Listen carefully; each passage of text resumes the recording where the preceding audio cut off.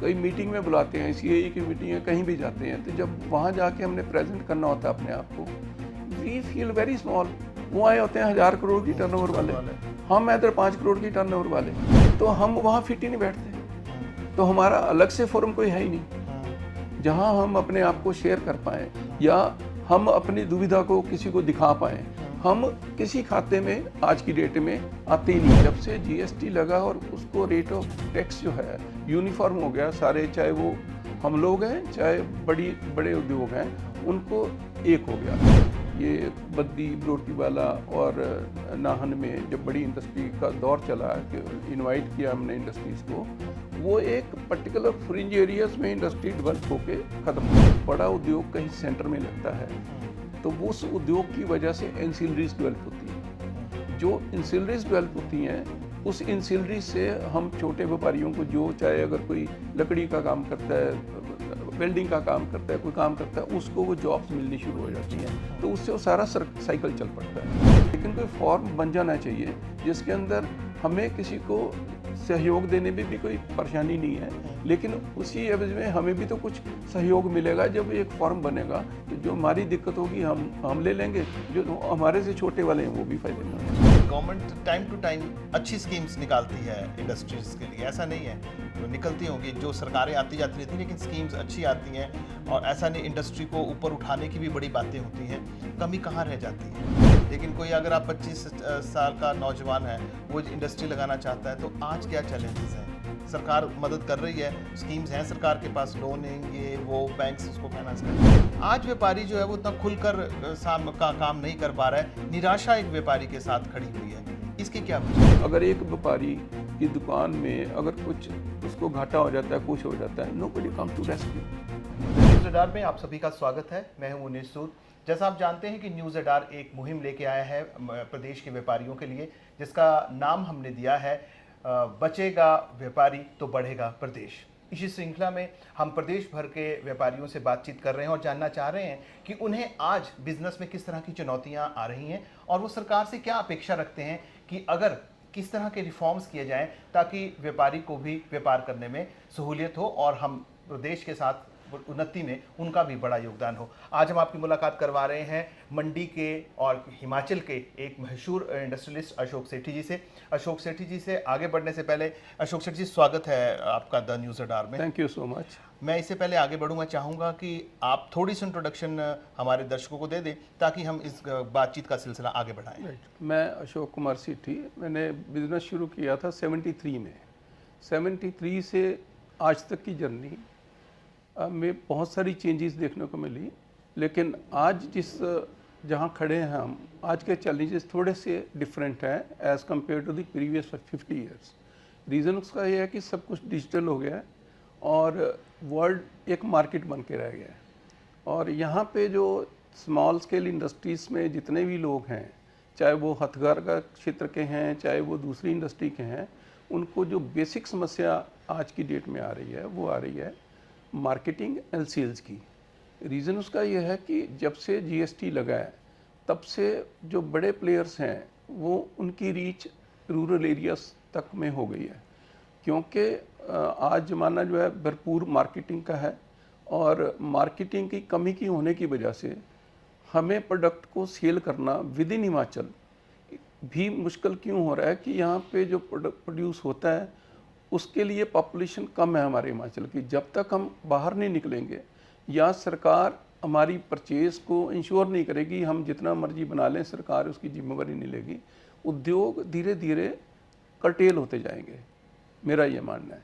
और इसके लिए जो हम दोष नहीं देना चाहते सरकार को कि अगर हमारे लिए चेंज है तो सरकार के लिए भी चेंज है, हमारे लिए चैलेंज है तो सरकार के लिए भी चैलेंज है। बिल्कुल। The only thing we can do is कि अगर छोटे उद्योग, जैसे मैं एग्जांपल देता हूँ कि जो हथकरघा क्षेत्र में हमारे हिमाचल में छोटी छोटी चीज़ें बनती हैं, चाहे टोपी शॉल से लेके आप जो घरों के अंदर जराबे तक डालते हैं, वो हमारा ट्रेडिशनल जो बनाते हैं लोग, उनके अगर ग्रुप्स बना के या क्लस्टर बना के उसको, जब तक क्लस्टर बना के उसको मास प्रोडक्शन में नहीं लाया जाएगा और उसकी मार्केटिंग उस हिसाब से उस लेवल पे नहीं की जाएगी, तब तक वो वो क्षेत्र जो है वो डीम होता जाएगा पूरा का पूरा ही। और सरकार के अंदर भी मैं समझता हूँ कि क्लस्टर फॉर्म करने के लिए गवर्नमेंट ऑफ इंडिया ने स्कीम्स बना रखी हैं, लेकिन हम शायद उसका फ़ायदा नहीं उठा पाए, या हम लोग उसके लिए पूरे एजुकेट नहीं हो पाए, या और लोगों को कर नहीं पाए। मेरा ये मानना है कि इस क्षेत्र में अगर हम किसी डिस्ट्रिक्ट वाइज, किसी डिस्ट्रिक्ट में किसी प्रोडक्ट का, किसी में किसी प्रोडक्ट का छोटे छोटे क्लस्टर क्रिएट करके, और उन क्लस्टर का एडवेंचर जो होगा, सबसे बड़ा एडवांटेज होगा हमारे को, वो ये होगा कि प्रोडक्शन की लिमिटेशन ख़त्म हो जाएंगी। जिसमें एक्सपर्टीज़ मेरी है वो मैं बनाऊंगा, जिसमें आपकी आप बनाओगे, उसी क्लस्टर के अंदर कंपोनेंट बंट जाएंगे और कॉस्ट ऑफ प्रोडक्शन कम हो जाएगी। लेकिन सीन वही बनेगा कि जब हमने इसको बेचना है, उसके लिए गवर्नमेंट को थोड़ा सा इनिशिएटिव लेना पड़ेगा कि क्लस्टर का जो फंड गवर्नमेंट ऑफ इंडिया का होता है उसी को मार्केटिंग में यूज़ करें। उसी को जब मार्केटिंग में यूज़ करेंगे तो जैसे हम अपने को बेचने जाते हैं, कोई प्रोडक्ट बेचने जाते हैं, वैसे ही स्टेट गवर्नमेंट हमारे बिहाफ पे अगर दूसरी स्टेट को जाएगी तो that will become the target of achieving the bigger goals. Sethi साहब, मैं थोड़ा सा रोक रहा हूँ आपको। मैं चाह रहा था कि ये बात तो आपने बहुत बढ़िया कही, लेकिन मैं दर्शक जो आपको देख रहे हैं वो जानना भी तो चाह रहे हैं ना कि अशोक सेठी जी का अपना बिजनेस, अपनी इंडस्ट्री क्या है, आप क्या काम करते हैं, और फिर तभी वो आपकी बात ध्यान से सुनेंगे। आई एम सॉरी, मैं पहले मिस कर गया था। हमने छोटा सा काम शुरू किया था कि फर्नीचर, वुडन फर्नीचर का, और घर से शुरू किया था जब 73 में किया था। देन उसके बाद बढ़ते बढ़ते हमने मंगवाई में भी शोरूम भी बनाया उसके बाद, और इंडस्ट्री सालीखंड में बनाई, और हम एक फ्लोर मिल भी चला रहे हैं सात्विक एग्रोटेक के नाम से, और हमारे डिस्ट्रीब्यूटरशिप भी है स्लीवल मैट्रेस वगैरह की।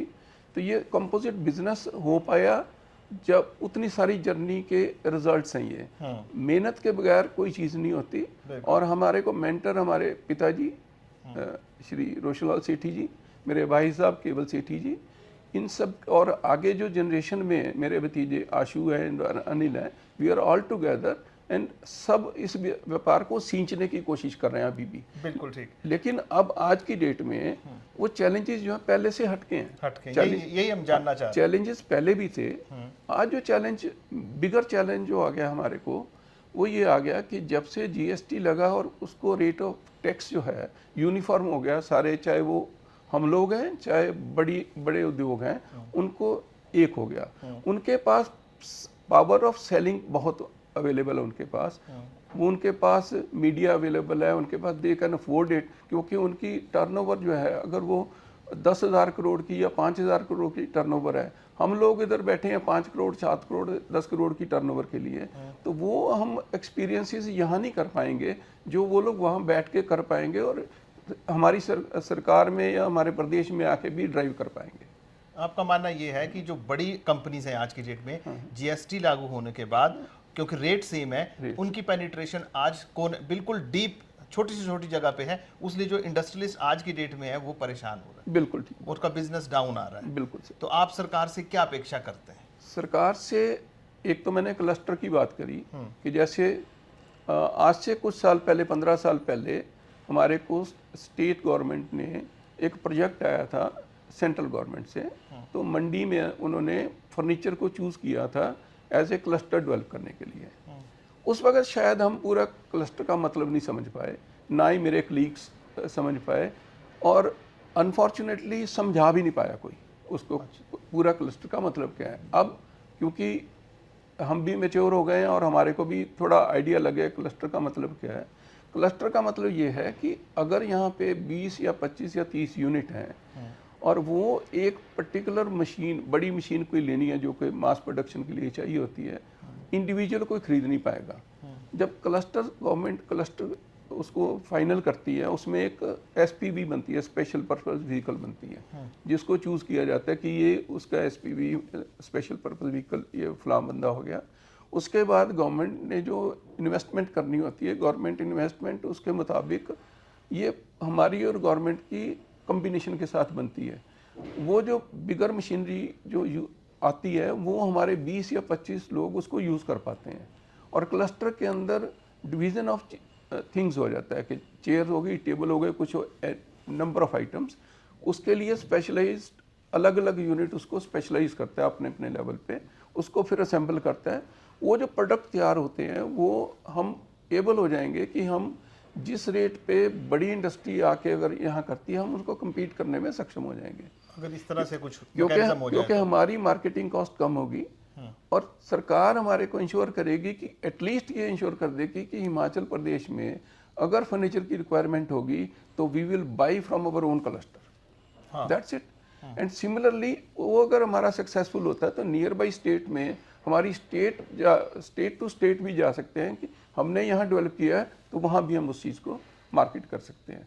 और हम लोग सिर्फ हमारे को सोच में रह जाएगा हमने प्रोड्यूस करना है, क्वालिटी करनी है और बेटर करना है, लेस कॉस्ट पे करना है, हमारी फोकस वहीं पे रह जाएगा।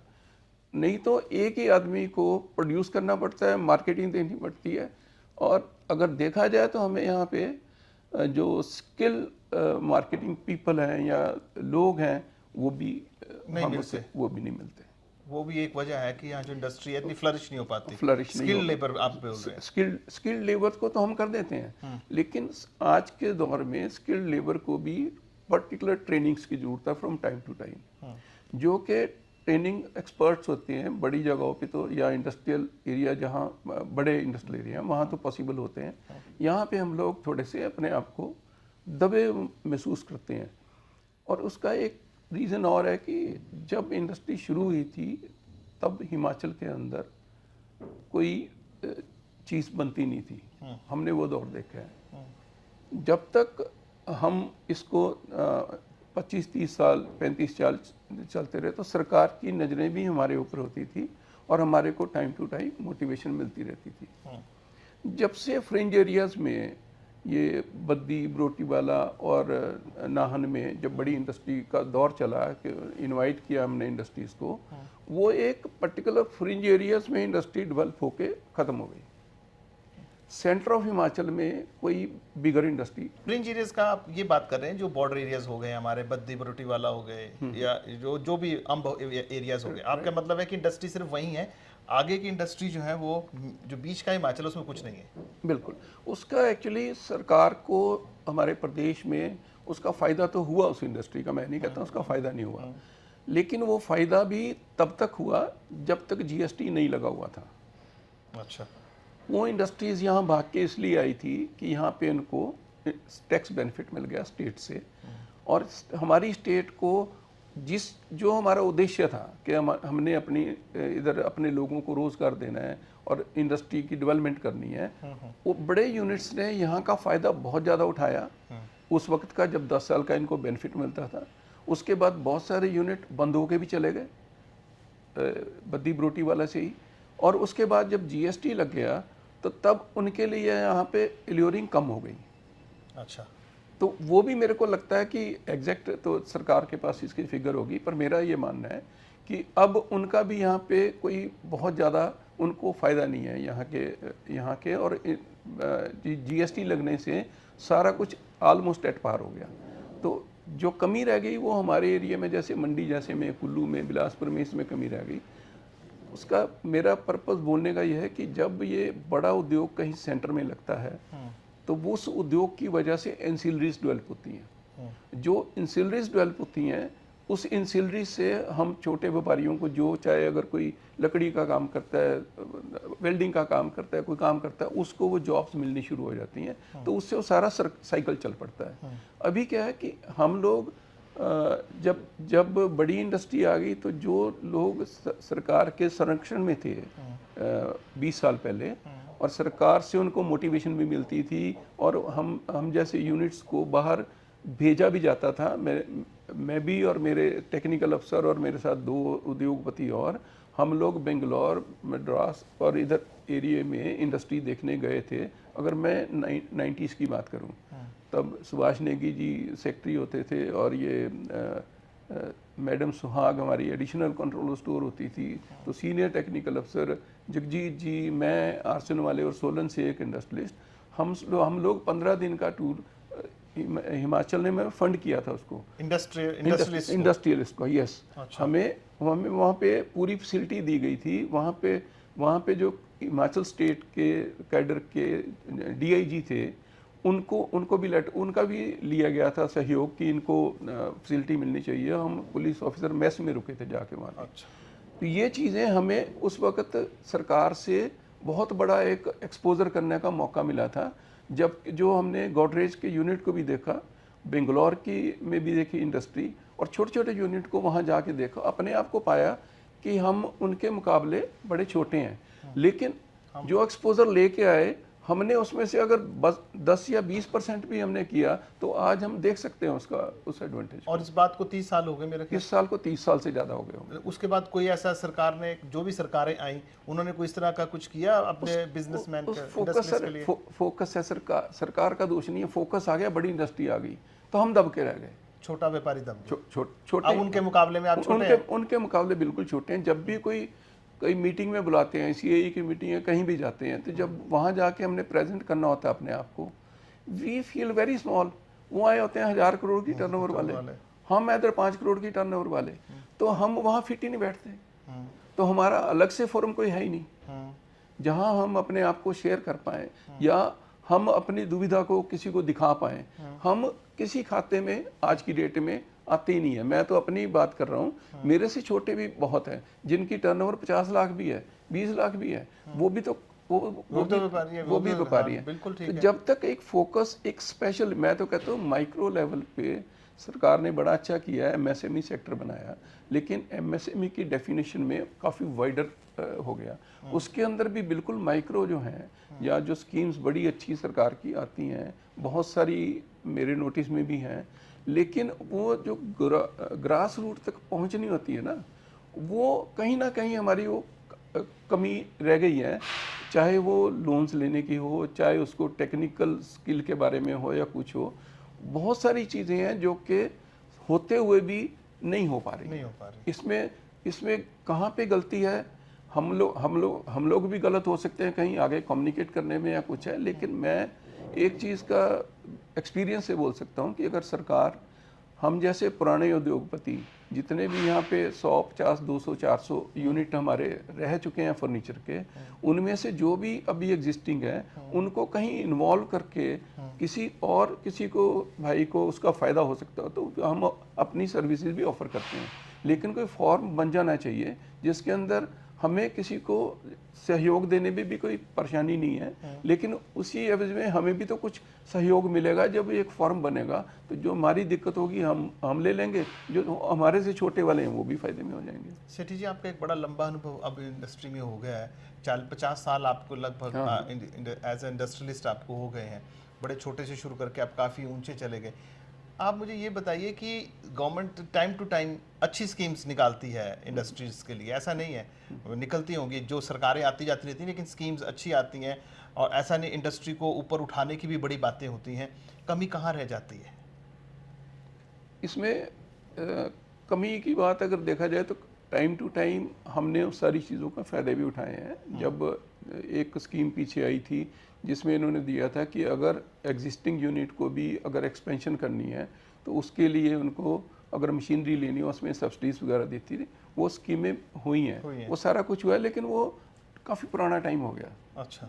अब रिसेंट सिनेरियो में हम सरकार से सिर्फ ये अपेक्षा करते हैं कि सर सिर्फ हमारे को एक काम कर दो, या तो क्लस्टर के माध्यम से या फिर एक जैसे जो प्रोड्यूस हिमाचल में हो रहा है, चाहे वो हमारा फर्नीचर है चाहे कोई और चीज़ है, अगर उसकी ज़रूरत सरकार को अपने लिए पड़ती है उस मटेरियल को कम से कम एक्सेप्ट तो कर ले। वो आप क्या कहते हैं कि ओपन टेंडर ना लगाएं? ओपन टेंडर नहीं, हमें उसका ओपन टेंडर लगाएं भी, अगर ओपन टेंडर लगा के हमारे को कुछ तो उसका बेनिफिट मिले कि हम लोकल लोग जो बैठे हुए हैं, अगर हम सरकार को उन चीज़ों से सस्ते दामों पे दे सकते हैं तो सरकार को लेने में उसमें दिक्कत नहीं होनी चाहिए। अभी रिसेंट एग्जांपल देता हूँ, IIM सिरमौर में एक टेंडर निकला, उस टेंडर का 2-2.5 करोड़ का सामान लेना उन्होंने, और सारा जो सामान है वो लाइब्रेरी फर्नीचर का है, which can be easily made by many of us.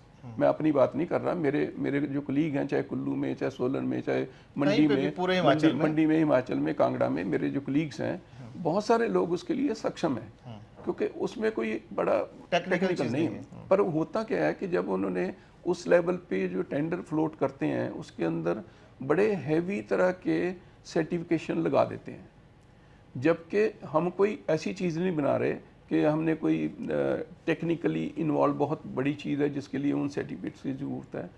कुछ उन इंडस्ट्री ने बड़ा स्मार्टली ऐसे सर्टिफिकेट्स किए हुए हैं, जैसे एक एक सर्टिफिकेट की 5-5 लाख रुपए भी खर्चा आता है एक अच्छा, चीज़ के लिए। एक चीज़ के और एक प्रोडक्ट के लिए भी अगर करना हो तो हर प्रोडक्ट के लिए वही सर्टिफिकेट लेना तो वो पॉसिबल ही नहीं होगा।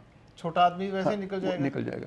तो वो हमने उन चीज़ों की कोशिश करते हैं तो वो तब भी हम डिप्रेस होकर रह जाते हैं। हम वहीं पार्टिसिपेट कर पाते हैं जहाँ पे कंड्यूसिव सी कंडीशंस लगी हुई हैं, और बहुत सारे लोग उसका फ़ायदा नहीं उठा पाते और वो टेंडर हाथ से निकल जाता है। जबकि हिमाचल में ही बन रहा है, IIM भी हिमाचल में बनता है और बना हुआ है, और वो अगर वो लोग भी हमारे को इग्नोर करेंगे, या तो इंस्पेक्शन किया हो उन्होंने, इंडस्ट्रीज़ को देखा हो, बिल्कुल उसमें उनको कोई खामी पाई गई हो, फिर तो बात बनती है भी उनके मुताबिक नहीं है। बिल्कुल बिल्कुल जब हम अपने आप को सक्षम समझते हैं और हम पूरा गारंटी के साथ काम करते हैं, बहुत सारे यूनिट हैं हमारे, और जितने भी हिमाचल में जो पनपे हैं और सरकार की वजह से ही पनपे हैं कि बनने दिए तो बन गए। अब आज की डेट में डेफिनेटली वो अपनी अपनी जगह पे बेचारे परेशान मैं आपकी बात को कोरिलेट करना चाह रहा हूँ। जैसे अगर मोदी जी देश में ये नारा दे रहे हैं मेक इन इंडिया, आपकी बातचीत है सीधा सीधा आपका सरकार के साथ, या जो भी सरकारें हिमाचल में आती हैं, आपका सीधा मेरा ख्याल आपका संदेश सरकार को है कि मेक इन हिमाचल को आप सपोर्ट कीजिए। बिल्कुल मेरे यही मानना है बिल्कुल आपका बिल्कुल कि मेक इन हिमाचल है कि जितने अगर यहाँ इंडस्ट्रीज ग्रो की हैं, लोगों ने अपने बलबूते पे यहाँ खड़े हुए हैं, आगे आए हैं, तो जो वो प्रोड्यूस कर रहे हैं उनका कम से कम सरकार ये रखे कि जो हम बना रहे हैं वो हम आपसे खरीदेंगे, कम से कम ज़्यादा नहीं तो इतना ज़रूर, हम 1% होना चाहिए कि इतना आपकी इंडस्ट्रीज से इतना % हम ज़रूर आपको हिमाचल में ही लेके देंगे, ये होना चाहिए, तब वो सर्वाइव करेंगे लोग। नहीं, मैं प्रतिशत की बात भी नहीं करता मनीष जी। मैं ये कहता हूँ कि ये एश्योरेंस ही काफ़ी होगी कि हमारे को एक्नॉलेज करें, ये ना सोचें कि वो मेरा यूनिट है या दूसरे का है, तीसरे का यूनिट है, वो सोचें कि मेरा यूनिट है। जब तक हिमाचल प्रदेश सरकार ये नहीं सोचती कि जितने भी 50-100 यूनिट हैं उनके अपने यूनिट हैं, जब तक उस नज़र से नहीं देखेंगे तब तक हमारा पर्पस सॉल्व नहीं होगा। मैं ये चाहता हूँ कि अगर बहुत छोटा यूनिट है जिसके पास 2 एम्प्लॉइज़ हैं, वो भी उतना ही इम्पोर्टेंट है। और जब सरकार वहाँ तक भी सोचेगी, आप अंदाज़ा लगाओ कि उस परिवार को कितनी खुशी मिलेगी कि मेरे पास आया कोई, मेरा सामान बिक रहा है। अगर वो आज दो यूनिट बना रहा है, कल को 10 यूनिट बनाएगा। और मज़े की बात है कि जितने ज़्यादा यूनिट बनेंगे कॉस्ट ऑफ प्रोडक्शन कम होगी। जब कॉस्ट ऑफ प्रोडक्शन कम होगी तो सेल प्राइस कम होगी। तो सरकार को भी विन विन सिचुएशन है, हम लोगों की भी विन विन सिचुएशन है। जब तक प्रोडक्ट्स उस स्टैंडर्ड के उस क्वांटिटी में नहीं बढ़ते, हमारी कॉस्टिंग बढ़ती जाएगी। हमने ये कोविड पीरियड में देखा है मनीष जी, हमने कम से कम भी उस पीरियड में काफ़ी नुकसान उठाया है। और हमारे पास जो एम्प्लॉई थे 60-70 एम्प्लॉइज़ थे, हमने उनका खर्चा भी बियर किया है। हमने उस वक्त उनका कुछ नहीं काटा है, लेकिन अपने आप को स्टैंड किया हुआ है, बियर किया हुआ है, उस पीरियड को भी किया हुआ है।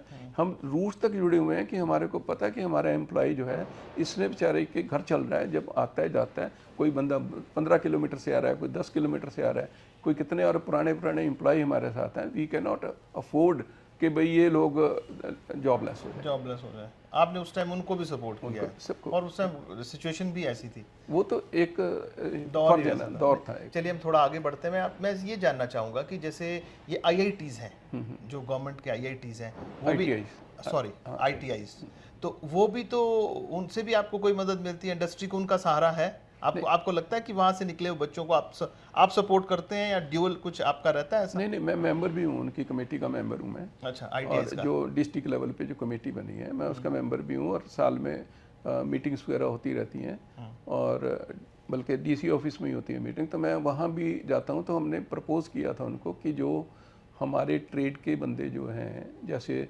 चाहे वो वेल्डर है, चाहे वो कारपेंट्री में है, चाहे कुछ है, अगर वो लोग हमसे ट्रेनिंग लेना चाहें या उनको जो भी होता है, तो हम we keep on inviting them.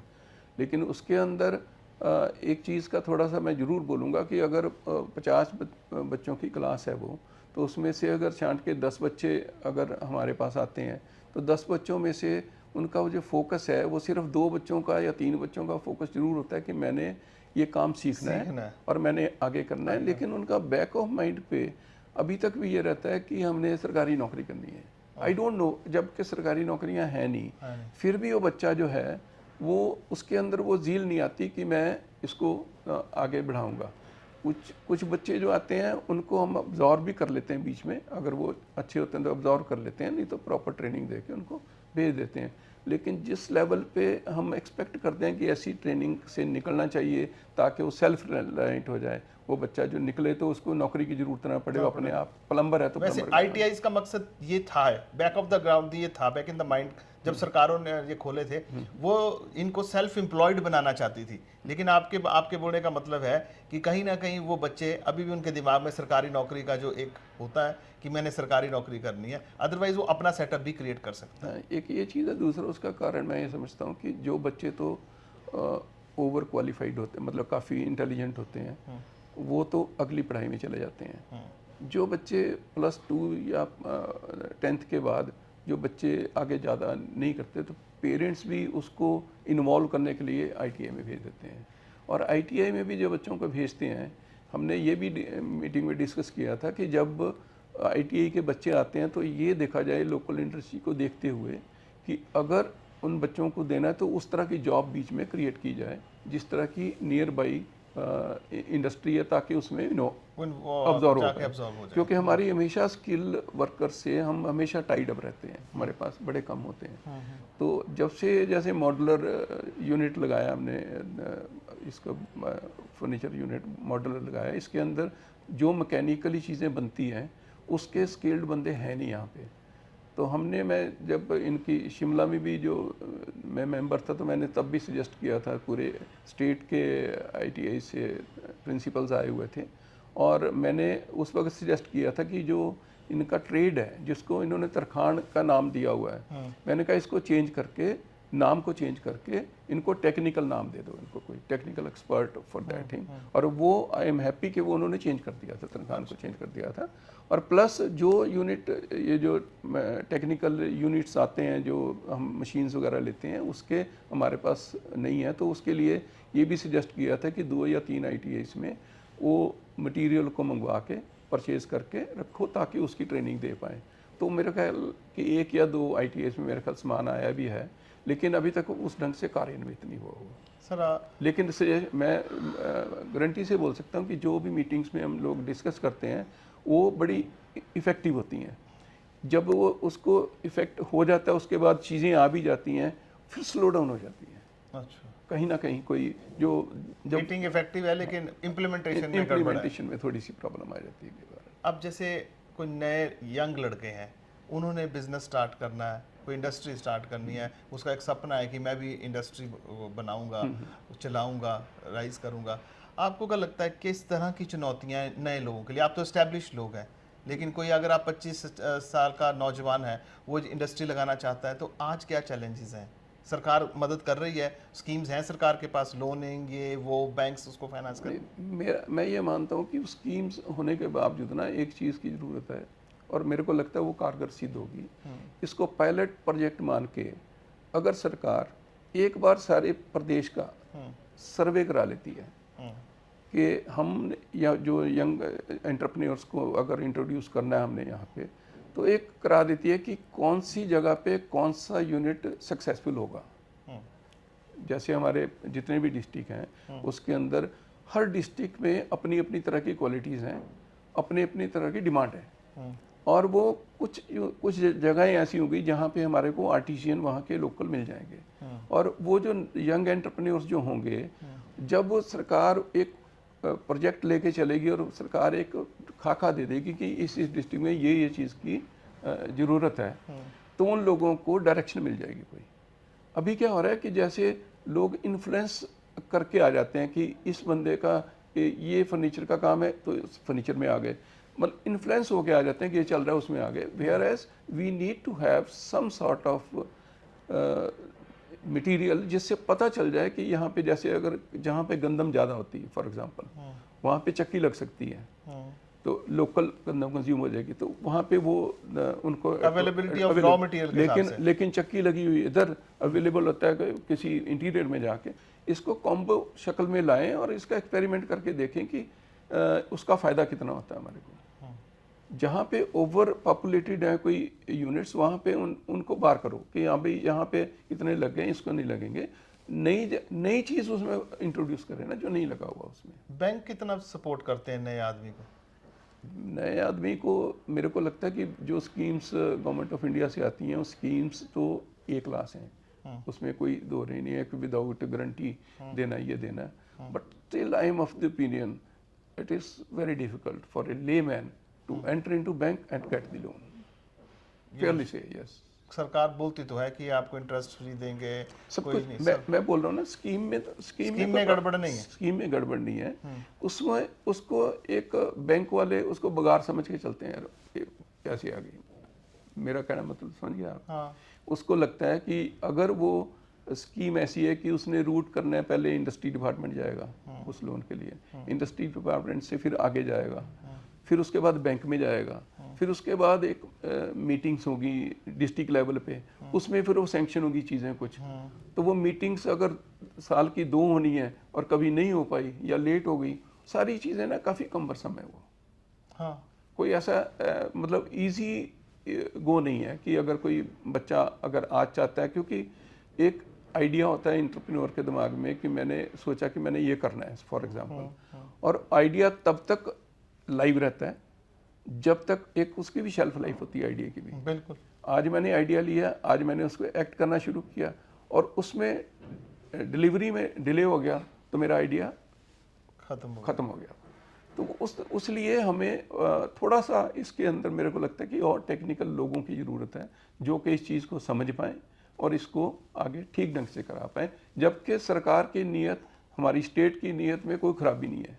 नहीं, ये तो सर बार बार हम सुनते हैं, सिंगल विंडो सिस्टम है, ये है वो है, ये फिर लागू नहीं होते हैं ये, या हकीकत कुछ और है? सिंगल विंडो वाला सिंगल विंडो क्लियरेंस का वो अब जो बड़े लेवल की चीज़ें हैं वो तो सिंगल विंडो में आ जाती हैं। अब छोटे छोटे व्यापारी है बेचारे, उसकी जिसकी अप्रोच जितनी है वो कहाँ जाएगा वो। अब जैसे मैं देख रहा था, जैसे बड़ी स्कीम्स है, प्रधानमंत्री जैसे रोजगार उसका है, एम्प्लॉयमेंट जनरेशन स्कीम है, या इस तरह की स्कीम है जिसमें गवर्नमेंट ने 20-20 लाख सब्सिडीज दे रखी, वैसी कई स्कीम्स हैं, उनका फ़ायदा भी नहीं मैं देख रहा हूँ कि उठा पाते नौजवान। वो वजह यही है कि रास्ता बड़ा टेढ़ा है। नहीं, कुछ तो मेरे को लगा कि कुछ लोग फ़ायदा उठाते भी हैं। एक हमारे यहाँ कुलगराट में ऑफिस है गवर्नमेंट ऑफ इंडिया के ही, वो स्किल डेवलपमेंट से रिलेटेड है क्या है वो, जिसमें लोगों को ट्रेनिंग दी जाती है, बच्चों को, लड़कियों को, और अलग तरह के उसके वो हैं अपने कोई सिलाई का है, कोई दूसरा है। वहाँ पे जो लोग या बच्चे आते हैं वो सीख के जाते हैं, वो अपने अपने एरिए में नाबार्ड के माध्यम से और बैंक के माध्यम से वो कुछ फ़ायदा उठा रहे हैं, कुछ फ़ायदा उठा रहे हैं, लेकिन वो सारा कुछ बहुत कम है। जितने लोग हैं वो थोड़ा से एक वो भी मतलब उतना सफिशिएंट नहीं है जिसको हम बोलें कि सबको फ़ायदा हो रहा है उसका। चलिए, तो अब हम चर्चा को थोड़ा और आगे ले जाते हैं। आज की डेट में, अगर आज का सिनेरियो हम देखें तो ग्लोबली ऐसा देखा गया है कि जो व्यापारी है वो इतना खुश नहीं है, कहीं ना कहीं पूरे वर्ल्ड में ही ऐसे चल रहा है। चलो हम प्रदेश तक अगर इसको सीमित रखें, आज व्यापारी जो है वो इतना खुलकर काम नहीं कर पा रहा है। निराशा एक व्यापारी के साथ खड़ी हुई है, इसकी क्या वजह है? निराशा का सबसे बड़ा कारण तो मैं जो समझता हूँ, कंपटीशन है। नहीं, निराशा का कारण वो नहीं है। एक हर व्यापारी, या एक एग्जांपल देता हूँ, आईएएस का बच्चा आईएएस बनना चाहता है, डॉक्टर का बच्चा डॉक्टर बनना चाहता है, इंजीनियर का बच्चा इंजीनियर बनना चाहता है, किसी दुकानदार का बच्चा दुकानदार नहीं बनना चाहता है। कि वो जो रिस्पेक्ट बाकी पेरेंट्स की देखता है सोसाइटी के अंदर, वो व्यापारी का बच्चा वो रिस्पेक्ट नहीं देखता। बच्चा तो बच्चा ही है, उसका कभी रुझान नहीं बनेगा कि मैं भी आपकी दुकान पे। आपका मानने का मतलब है कि जैसे कोई कितना ही बड़ा बिजनेसमैन क्यों ना हो, वो रिस्पेक्ट नहीं है उसकी। सोच रिस्पेक्ट तो है, मैं ये कह रहा हूँ कि सोच सरकार की बदलनी जरूरी है। छोटे से छोटे व्यापारी, छोटे से छोटा हथकरघा जो है वो हमारा बहुत बड़ा योगदान करता है समाज के अंदर और सोसाइटी के अंदर जी। और उसका देनदारी नहीं दे सकते हम। अगर एक वेल्डर भी बैठा और वेल्डिंग कर रहा है और वो सेवा तो किसी ना किसी की कर रहा है ना वो, बिल्कुल, लेकिन उसको उस नज़र से देखा नहीं जाता, रिस्पेक्ट की नज़र से नहीं देखा जाता। अच्छा। और वो जब तक वो रिस्पेक्ट की हम कुछ मांगते तो है ही नहीं। हर व्यापारी को देखो ना, बाकी जगह सारा कुछ है, अगर एक व्यापारी की दुकान में अगर कुछ उसको घाटा हो जाता है, कुछ हो जाता है, नोबडी कम टू रेस्क्यू, कोई रेस्क्यू पे थोड़ी आता है। जब हम जीएसटी जो देते हैं, हमने व्यापार मंडल का मैं वाइस प्रेसिडेंट रहा हूँ, उसमें भी मैंने काफ़ी बार चर्चा में उठाया है। हमने ये बोला था कि इसका 0.1% ऑफ दी टैक्सेस, 0.1% या उससे भी कम कुछ तो उसका फंड बना दो for the benefit of the person. जो बंदा बीच में खत्म ही हो गया, उसका बेचारे की आग ही लग गई, खत्म ही हो गया बिल्कुल, उसमें से उसको कुछ तो मिल जाए या उसको सेंस ऑफ सिक्योरिटी तो हो। एक व्यापारी का जब काम बड़ा अच्छा चलता तो ही फंडिंग दी, वो तो सब कुछ टैक्स भी दे रहा है, सब कुछ दे रहा है, सब कुछ दे रहा है, उसका काम एकदम बंद हो गया, उसको कोई पूछने वाला नहीं है। कम से कम वो एंगल कुछ तो सोच ले सरकार। अगर वो नहीं सोचना, वो भी ना सोचे, कम से कम एक मन के अंदर ये तो रख लो, ये व्यापारी भाई हमारे, जब भी कोई चीज़ ऐसी होती है उनका जिक्र तो हो जाए। अगर किसी ने आउट परफॉर्म किया है उसको एक्नॉलेज तो कर दो कहीं। अच्छा, ये कमी भी है, बिल्कुल कमी है। सरकार, आपका मानने का मतलब है कि बिजनेसमैन को वो रिस्पेक्ट नहीं मिलती जो जिसका वो हकदार है। हक रिस्पेक्ट कभी मांग के तो ली नहीं जाती। मैं तो जो हो रहा है उसकी बात बता रहा हूँ कि अगर कोई पुलिस वाला ऑफिसर एक बैज उसको और लग जाता है if is out performing, acknowledgement है ना, और होनी चाहिए, मैं नहीं कहता नहीं होनी चाहिए। एक बच्चा स्कूल में फर्स्ट आता है उसकी भी होनी चाहिए। ये need of the every human being है। व्यापारी एक ऐसा तबका है जिसको कभी ये चीज़ का उसको होता नहीं कुछ नहीं होता। और अगर वो बिल्कुल ईमानदारी से भी काम कर रहा है तब भी सरकार की नज़र में एक किस्म से जो मर्जी आप सोच लो वो नहीं है। तो ये नज़रिया चेंज करने की तो मैं इसमें तो मैं कठोरता से बोलता हूँ कि नज़रिया तो चेंज होना चाहिए और सब लोगों को सोचना चाहिए कि यार ये भी हमारी तरह ही मेहनत कर रहे हैं और कंट्रीब्यूट कर रहे हैं to the development of the state. और जो सम्मान हर वर्ग के लोगों को मिलता है वो व्यापारी को भी मिलना चाहिए ताकि उसको भी एक मोटिवेशन मिले कि आगे आए। अशोक जी, मुझे लगता है अब हमारा समय आ गया है कि हम आपसे विदा लें। चलते चलते मैं आपसे एक बात तो जानना चाहूँगा, पूरे व्यापारी वर्ग आपको इस समय सुन रहा है, उसके अलावा पूरे दर्शक हमारे आपको सुन रहे हैं, कोई ना कोई ऐसी चीज़ आप ज़रूर हमारे दर्शकों को बताएं कि जो वाकई में व्यापारी बनना चाह रहे हैं, बच्चे व्यापार में आना चाह रहे हैं, आगे बढ़ना चाह रहे हैं, इंडस्ट्रीज़ लगाना चाह रहे हैं, उनको क्या आप टिप्स देंगे, पॉजिटिव टिप्स? देखिए, डिस्पाइट ऑल ऑड्स उनको आगे आना है, ऐसा नहीं है, चैलेंजेस हैं, आप भी मान रहे हैं चैलेंजेस हैं, पहले कम थे, ज़्यादा हैं कभी, लेकिन अब भी तो लोग आ रहे हैं ना, दुनिया तो बढ़ेगी ना, ख़त्म तो कुछ नहीं होगा, इंडस्ट्रीज़ आपके पहले भी लगेंगी, आगे भी लगेंगी।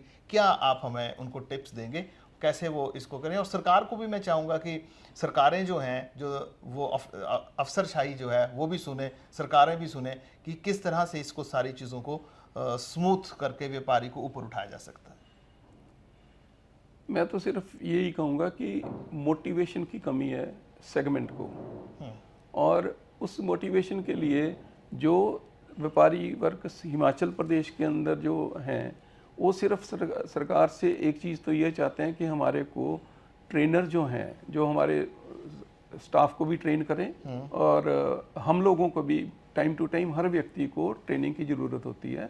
जो उस तरह के प्रोफेशनल IIM सिरमौर में हमारा अपना बना हुआ है, मैं सरकार से रिक्वेस्ट करूंगा कि उनके बच्चे जो पढ़ लिख के आगे जाना है उन्होंने, उनको छोटे से छोटे उद्योग के लिए भी कहीं ना कहीं भेज दो, उनको मोटिवेशन देने के लिए भेजो कि हम कारीगर को भी समझा पाएँ, अपने आप में भी कमी है तो उसको भी सुधार पाएँ। क्योंकि हम लोग एज ए इंडस्ट्रियलिस्ट हम मास्टर्स तो हैं नहीं, हम जहाँ तक पहुँचे हैं अभी भी लर्निंग स्टेज पे ही हैं। तो लर्निंग कभी ख़त्म होती नहीं, तो हमें जो प्रोफेशनल गाइडेंस की ज़रूरत होती है उसमें लैक करते हैं हम। उसके लिए सरकार अगर सोचेगी तो मैं कहता हूँ कि उसमें काफ़ी होगा। और दूसरा, जो यंग एंटरप्रेन्योर्स आ रहे हैं उनके लिए भी मैं रिक्वेस्ट करूँगा कि कुछ जब तक आप एग्जिस्टिंग यूनिट को उस तरह की सपोर्ट करोगे तो वो भी देखेगा ना कि ये मिल रही है, तो तब आगे बढ़ेगा परिवार, हमारा परिवार भी बढ़ेगा, व्यापार भी बढ़ेगा, सब कुछ और बढ़ेगा, प्रदेश भी बढ़ेगा। प्रदेश भी बढ़ेगा। यही हमारी मिशन भी है। तो मेरी यही है कि बाकी मेरे से जो भूल चूक हुई तो माफ़ करना। नहीं, अशोक जी, आपने हमें न्यूज़ अडार को समय दिया, उसके लिए बहुत बहुत धन्यवाद। और मुझे उम्मीद है कि कहीं ना कहीं जो आपने बातें कही हैं, वो सरकार में बैठे सरकार के लोग, अफसर जो हैं, इससे इंडस्ट्री से रिलेटेड लोग जो हैं, वो ज़रूर इनको सुनेंगे और उन पर अमल भी लाएंगे। वही हमारी बात है कि अगर व्यापारी खुश है, व्यापारी बढ़ेगा तो भी प्रदेश बढ़ेगा।